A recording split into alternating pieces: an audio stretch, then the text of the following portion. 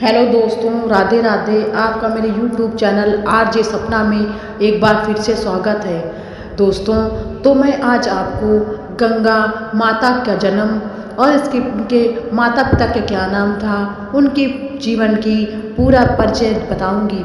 दोस्तों, यह कथा आपको अगर पसंद आए तो मेरे चैनल को सब्सक्राइब करिएगा और लाइक करना मत भूलिएगा। दोस्तों, चलिए दोस्तों, कथा को प्रारंभ करते हैं। श्री विष्णुमित्र के एक प्रकार कथा सुनना आरंभ किया।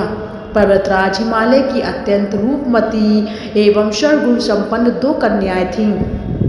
सुमेर पर्वत की पुत्री मैना इन कन्याओं की माता थी। हिमालय की बड़ी पुत्री का नाम गंगा तथा छोटी पुत्री का नाम उमा था। गंगा अत्यंत प्रभावशाली और असाधारण दैवी गुणों से संपन्न थी। वह किसी बंधन को स्वीकार न करने एवं मनमाने मार्गों का अनुसरण करती थी। उसकी इस असाधारण प्रतिभा से प्रभावित होकर देवता लोग विश्व के कल्याण की दृष्टि से उसे हिमालय से मांग कर ले आए। पर्वतराज की दूसरी कन्या उमा बड़ी तपस्विनी थी। उसने कठोर एवं असाधारण तपस्या करके महाराज जी को वर के रूप में प्राप्त किया। विश्वामित्र ने इतना कहने पर राम ने कहा, हे भगवान, जब गंगा को देवता लोग सुरलोक ले गए तो वह पृथ्वी पर कैसे अवतरित हुई और गंगा को त्रिपथंगा क्यों कहते हैं? इस पर ऋषि विश्वामित्र ने बताया, महादेव जी का विवाह तो उमा के साथ हो गया था, किंतु 100 वर्ष तक भी उनके किसी संतान की उत्पत्ति नहीं हुई। एक बार महादेव जी के मन में संतान उत्पन्न करने का विचार आया। जब उसके इस विचार की सूचना ब्रह्मा जी की सहित देवताओं को मिली तो वे विचार करने लगे कि शिव के संतान के तेज का कौन संभाल सकेगा। उन्होंने अपनी इस शंका को शिव जी के सम्मुख प्रस्तुत किया। उनके कहने पर अग्नि ने यह भार ग्रहण किया और परिणाम स्वरूप अग्नि के समान तेजस स्वामी कार्तिकेय का जन्म हुआ। देवताओं के इस षड्यंत्र से उमा के संतान होने में बाधा पड़ी तो उन्होंने कुष्ठ होकर देवताओं को श्राप दे दिया कि भविष्य में वो कभी पिता नहीं बन सकेंगे। इस बीच सुरलोक में विचरण करती हुई गंगा से उमा की भेंट हुई। गंगा ने उमा से कहा कि मुझे सुरलोक में विचरण करते हुए बहुत दिन हो गए हैं। मेरी इच्छा है कि मैं अपनी मातृभूमि पर विचरण करूं। उमा ने गंगा को आश्वासन दिया कि उनके लिए कोई प्रबंध करने का प्रयत्न करेगी। वाष्वराम तुम्हारी ही अयोध्या नगरी में सगर नाम के एक राजा थे। उनके कोई पुत्र नहीं था। सगर की पटरानी केशनी विवर्ध प्रांत के राजा की पुत्री थी। केशनी सुंदर, धर्माता और सत्यपरायण थी। सगर की दूसरी रानी का नाम सुमति थी, जो राजा अष्टनेम की कन्या थी।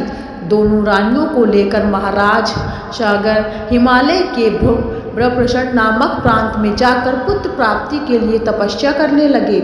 उनकी तपस्या से प्रसन्न होकर महर्षि ब्रह्मु ने उन्हें वर दिया कि तुम्हें बहुत से पुत्रों की प्राप्ति होगी। दोनों रानियों में से एक का केवल एक ही पुत्र होगा, जो कि वंश को बढ़ाएगा, और दूसरी के 60,000 पुत्र होंगे। कौन सी रानी कितने पुत्र चाहती है, इसका निर्माण वे स्वयं आपस में मिलकर कर ले। केशनी ने वंश को बढ़ाने वाले एक पुत्र की कामना की और गरुड़ की बहन सुमति ने 60,000 बलवान पुत्रों की। उचित समय पर रानी केशनी ने असमज नामक पुत्र को जन्म दिया। रानी सुमति के गर्भ में एक तुजा नामक, जिसे फोड़ने पर छोटे छोटे 60,000 पुत्र निकले। उनके सब पालन पोषण घी के घड़ों में रख कर किया गया। कालचक्र बीतता गया और सभी राजकुमार युवा हो गए। शबर की ज्येष्ठ पुत्र असमंजस बड़ा दुराचारी था और उससे नगर से बालकों को शयान नदी में फेंक कर उन्हें डूबते हुए देखने में बड़ा आनंद आता था। इस दुराचारी पुत्र से दुखी होकर सगर ने अपने राज्य में निर्वासित कर दिया। असमंजस ने अंशुमान नामक का एक पुत्र था अंशुमान अत्यंत सदाचारी और पराक्रमी था। एक दिन राजा शगवर ने मन ही अगेत ज्ञान यज्ञ करने का विचार किया। शीघ्र ही उन्होंने इस विचार को कार्य रूप में प्रमाणित कर दिया। ऋषि ने शिव विश्वामित्र से कहा, गुरुदेव, मेरी रुचि अपने पूर्वज शगर की यज्ञ गाथा को विस्तार पूर्वक सुनने में है, अतः कृपया करके इस वचन को पूरा सुनाइए। राम के इस तरह कहने पर ऋषि विश्वामित्र प्रसन्न होकर कहने लगे, राजा शबर ने हिमालय और विंध्याचल के बीच की हरी भरी भूमि पर एक विशाल यज्ञ मंडल का निर्माण कराया।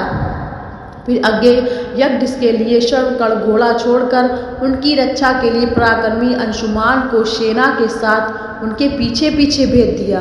यज्ञ की संभावित सफलता के परिणाम की आशंका से भयभीत होकर इंद्र ने एक राक्षस को रूप धारण करके उस घोड़े को चुरा लिया।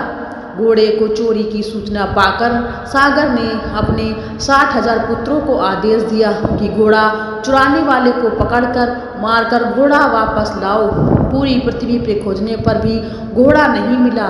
इस आशंका में कि किसी ने घोड़े को तहखाने में तो नहीं छुपा रखा है, शबर के पुत्रों ने संपूर्ण पृथ्वी को खोदना आरंभ कर दिया। उसके इस कार्य को असंख्य भूमितल निवासी प्राणी मारे गए। खोदते खोदते वे पाताल तक पहुँचे। उनके एक नशंस कृत्य के देवताओं ने ब्रह्मा जी से शिकायत की तो ब्रह्मा जी ने कहा कि ये राजकुमार क्रोध एवं मंद में अंधे होकर ऐसा कर रहे हैं। पृथ्वी की रक्षा का दायित्व कपिल पर है, इसलिए वे इस विषय में कुछ न कुछ अवश्य करेंगे। पूरी पृथ्वी को खोदने के बाद भी जब घोड़ा और उसको चुराने वाला चोर नहीं मिला तो निराश होकर राजकुमारों ने राजा को अपने पिता को सूचना दी। रुष्ट होकर शबर ने आदेश दिया कि घोड़े को पाताल में जाकर ढूंढो। पाताल में घोड़े को खोजते खोजते वे सनातन वासुदेव कपिल के आश्रम में पहुंच गए। उन्होंने देखा कि कपिल देव आंखें बंद किए बैठे हैं और उन्हीं के पास यज्ञ का घोड़ा बंधा हुआ है। कपिल मुनि को घोड़े का चोर समझकर उनके लिए दुर्वचन कहे और उन्हें मारने के लिए दौड़े। शबर ने इन कृत्यों के कपिल मुनि की समाधि भंग हो गई। उन्होंने क्रुद्ध होकर शबर के उन सभी 60 पुत्रों को भस्म कर दिया। जब महाराज सागर को बहुत दिन हो गए तब अपने पुत्र को सूचना नहीं मिली तो उन्होंने अपने तेजस्वी पौत्र अंशुमान को अपने पुत्रों तथा घोड़े का पता लगाने के लिए आदेश दिया। वीर अंशुमान शस्त्रों से सुसज्जित होकर उसी मार्ग से पाताल की ओर चल पड़े जिसके उनके चाचाओं ने बनाया था। मार्ग में जो भी पूजनीय ऋषि मुनि मिले उनका यथोचित सम्मान करते हुए उसने अपने लक्ष्य के विषय में पूछता हुआ उस स्थान तक पहुंच गया जहां पर उसके चाचाओं की भस्मीभूत शरीर की राख पड़ी थी और पास ही यज्ञ का घोड़ा भी चल रहा था। अपने चाचाओं के भस्मीभूत शरीर को देखकर वह बहुत दुखी हुआ। उसने उनका तर्पण करने के लिए जलाशय की खोज की, किंतु उसे कहीं जलाशय दिखाई नहीं पड़ा। तभी उसकी दृष्टि अपने चाचाओं के मामा गरुड़ पर पड़ी। उन्हें सादर प्रणाम करते हुए अंशुमान ने पूछा कि बाबा जी, मैं तर्पण करना चाहता हूँ। पास में यदि कोई सरोवर हो तो कृपया करके उसका पता बताएं। यदि आप इसकी मृत्यु के विषय में भी कुछ जानते हैं तो वह मुझे बताने की कृपा करें। गरुड़ जी ने बताया कि किस प्रकार उनके चाचाओं ने कपिल मुनि के साथ अभद्र व्यवहार किया था, जिसके कारण कपिल मुनि ने उन सबको भस्म कर दिया। इसके पश्चात गुरु गरुड़ जी ने अंशुमान से कहा कि ये सब अलौकिक शक्ति वाले दिव्य पुरुष द्वारा भस्म किए गए हैं, अतः अलौकिक जल से तर्पण करने से इनका उद्धार नहीं होगा। केवल हिमालय की श्रेष्ठ पुत्री गंगा के जल से ही तर्पण करने से इनका उद्धार संभव है। अब तक घोड़े को लेकर वापस चले जाओ, जिससे कि तुम्हारे पितामह का यज्ञ पूर्ण हो सके।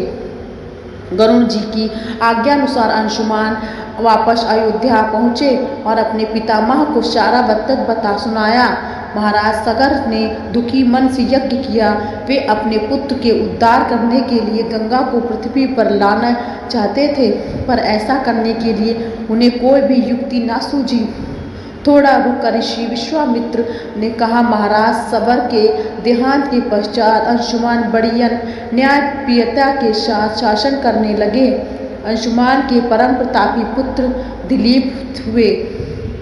दिलीप के वंशज को जानने पर अंशुमान दिलीप को राज्य का भार सौंपकर हिमालय की खड़दाओं में जाकर गंगा को प्रसन्न करने की तपस्या करने लगे, किंतु उन्हें सफलता नहीं प्राप्त हो पाई। उनका स्वर्गवास हो गया। इधर जब राजा दिलीप का धर्मनिष्ठ पुत्र भगीरथी बड़ा हुआ तो उसने राज का भार सौंपकर दिलीप भी गंगा को पृथ्वी पर लाने के लिए तपस्या करने लगे, पर उन्हें भी मनवांछित फल नहीं मिल पाया। भगीरथी बड़े प्रजातस नरेश थे, किंतु उनकी कोई संतान नहीं हुई। इस पर वे अपने राज्य का भार मंत्रियों पर सौंपकर स्वयं गंगा तरण के लिए गोकर्ण नामक तीर्थ पर जाकर कठोर तपस्या करने लगे। उनकी अद्भुत तपस्या से प्रसन्न होकर ब्रह्मा जी ने उनके वर मांगने के लिए कहा। भागीरथी ने ब्रह्मा जी से कहा कि हे प्रभु, यदि मुझ पर प्रसन्न हो तो मुझे यह वर दीजिए कि मैं शबर के पुत्रों को मेरे प्रत्यनों से गंगा जल प्राप्त हो, जिससे उनका उद्धार हो सके। इसके अतिरिक्त मुझे संतान प्राप्ति का भी वर दीजिए ताकि इच्छुक वंश नष्ट न हो। ब्रह्मा जी ने कहा, संतान का तेरा मनोरथ शीघ्र ही पूरा होगा, किंतु तुम्हारे मांगे गए वरदान को देने में कठिनाई यह है कि जब गंगा जी वेग के साथ पृथ्वी पर अवतरित होंगी तो उनके वेग का पृथ्वी संभाल नहीं सकेगी। गंगा जी के वेग को संभालने की क्षमता महादेव जी के अतिरिक्त किसी में भी नहीं है। इसके लिए तुम्हें महादेव जी को प्रसन्न करना होगा। इतना कहकर ब्रह्मा जी अपने लोक को चले गए। भागीरथी ने साहस नहीं छोड़ा। वे 1 वर्ष तक पैर पर अंगूठे के सहारे खड़े होकर महादेव जी की तपस्या करते रहे। केवल वायु के अतिरिक्त उन्हें किसी अन्य का वस्तु का मंचन नहीं किया। अंत में इस महान भक्ति से प्रसन्न होकर महादेव जी ने भागीरथी को दर्शन देकर कहा, हे भक्ति श्रेष्ठ, हम तेरी मनोकामना पूरी करने के लिए गंगा जी को अपने मस्तक पर धारण करेंगे। इसकी सूचना पाकर विवश होकर गंगा जी को सुरलोक की परित्याग करना पड़ा। इस समय वो सुरलोक से कहीं जाना नहीं चाहती थी, इसलिए वे यह विचार करके मैं अपने प्रचंड वेग से शिव जी को ब्रह्म कर पाताल लोक ले जाऊंगी। वे भयानक वेग से शिव जी के सिर पर अवतरित हुई। गंगा के इस वेग को अवतरण को इनका अहंकार शिव जी से छुपा न रहा। महादेव जी ने गंगा की वेगवती धाराओं को अपनी जटा में उलझा लिया। गंगा जी ने अपने समस्त प्रयत्नों के बाद भी महादेव जी के जटाओं से बाहर ना निकल सकी। गंगा जी को इस प्रकार शिव जी की जटाओं में विलीन होते हुए देख भगीरथ ने फिर शंकर जी की सी तपस्या की। भगीरथी ने इस तपस्या से प्रसन्न होकर भगवान शंकर ने गंगा जी को हिमालय पर्वत पर स्थिर बिंदुसार में छोड़ा। छोड़ते ही गंगा जी 7 धाराओं में बट गई। गंगा जी की 3 धाराएं हिंदनी, पावनी और नीलनी पूर्व की ओर प्रवाहित हुईं। सुछोड़ी सीता और सिंधु नाम की 3 धाराएं पश्चिम की ओर बहीं। 7वीं धारा महाराज भागीरथी के पीछे पीछे चली। जिधर जिधर भागीरथी जाते उधर उधर ही गंगा जी बहती चली जाती। स्थान पर देव, यक्ष, किन्नर, ऋषि मुनि आदि उनके स्वागत के लिए एकत्रित हो रहे थे। जो भी उस जल को स्पर्श करता भाव बाधाओं में बंधा मुक्त हो जाता। चलते चलते गंगा जी उस स्थान पर पहुंची जहां ऋषि मुनि यज्ञ कर रहे थे। गंगा जी अपने वेग से यज्ञशाला में संपूर्ण सामग्री के साथ बहाकर ले गईं। इससे ऋषि को बहुत क्रोध आया और उन्हें निक्रोध होकर गंगा को सारा जल पी लिया। यह देखकर समस्त ऋषि मुनियों को बड़ा विमर्श हुआ और वे गंगा जी को मुक्त करने के लिए उनकी स्तुति करने लगे। उनकी स्तुति से प्रसन्न होकर जयहु ऋषि ने गंगा जी को अपने कानों से निकाल दिया और उन्हें अपनी पुत्री के रूप में स्वीकार कर लिया। तब से गंगा जोहनी कहलाने लगी। इसके पश्चात भागीरथी पीछे पीछे चलते समुद्र तक पहुंच गई और वहां से सबर के पुत्रों का उद्धार करने के लिए रसातल में चली गईं, जिसके जल को स्पर्श से भस्मीभूत हुए सबर के पुत्र निपाप होकर स्वर्ग गए। उस दिन से गंगा के तीन नाव हुए, त्रिगथा, जौहमिनी और भागीरथी। तो दोस्तों, आपको पता चला होगा कि गंगा माता पृथ्वी पर कैसे दोबारा वापस आईं और कैसे गंगा माता 7 भागों में बट गईं। तो दोस्तों, आपको मेरी कहानी कैसी लगी? अगर आपको मेरी यह कथा पसंद आई हो तो मेरी वीडियो को लाइक करिएगा। दोस्तों, राधे राधे, जय श्री राम, जय श्री राधे।